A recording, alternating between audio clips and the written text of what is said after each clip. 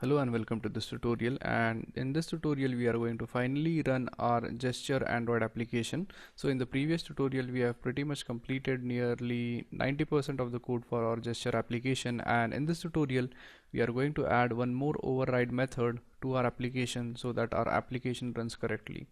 So in order to add the override method, we go right below this onCreate method and we hold the Alt key on the keyboard, and then we hit the insert key, and as we want to insert the override method, so we type override methods, and inside the override method we want to use the onTouch event, so we type onTouch event, and as you could see this is the method right here which we want to use. So we click on it and click OK, and it is going to write the method for us.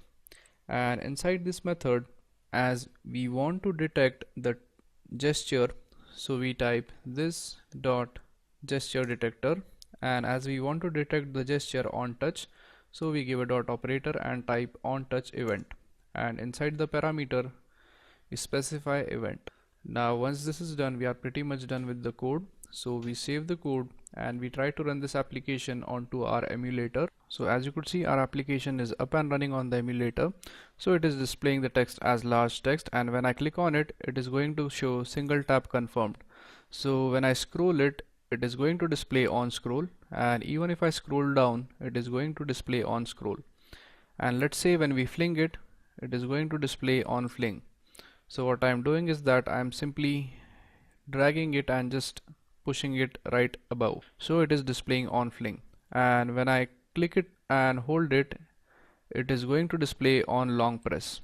So basically we are successful in creating our gesture application. So in this application what we have done is that we have used certain methods for detecting the gestures, and the gestures we have detected as on click, on long press, scroll, on fling, on double tap, and on single tap. So let's revise what we have done in this tutorial once again. So initially what we have done is that we have started a new project and we have cleaned up the code, and the first thing which we did was that we have added this large text right over here, and we have specified ID to the large text so that we could use it in order to change the text.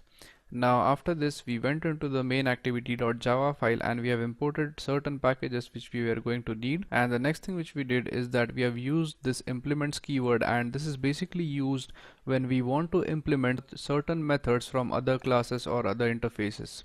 So for example, as in this case we wanted to detect gestures, we have used the gesture detector, and inside gesture detector we have used the on gesture listener. So this is basically a event handler for gestures, and we have also used the double tap listener so as to detect the double tap. Now the next thing which we did is that we have created a text view for my web message, and we have created a gesture detector for gesture detector. And now the next thing which we did is that as this was showing an error, and that is because we have used implements but we have not used the methods inside it. So in order to remove that error, we have used code completion to add on these methods from these two interfaces or classes right here, and inside each one of these methods we have specified the message so as to identify which method has been implemented when we perform certain action. So for example, when we tap the screen one time, so this method right here gets called, and it is going to set the text of my message to single tap confirmed.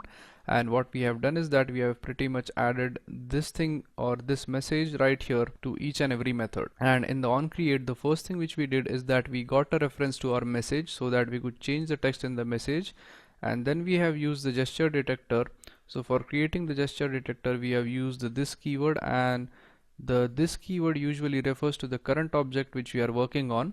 So if you have basic understanding of Java, you also will know the significance of the this keyword. And then finally we have added a double tap listener to the gesture detector, and the final method which we have used is the override method. So this override method was basically used in order to detect the gesture on touch. So that's how you create a gesture application in order to detect various gestures. So thank you very much for watching this tutorial, and I'll see you guys in the next tutorial.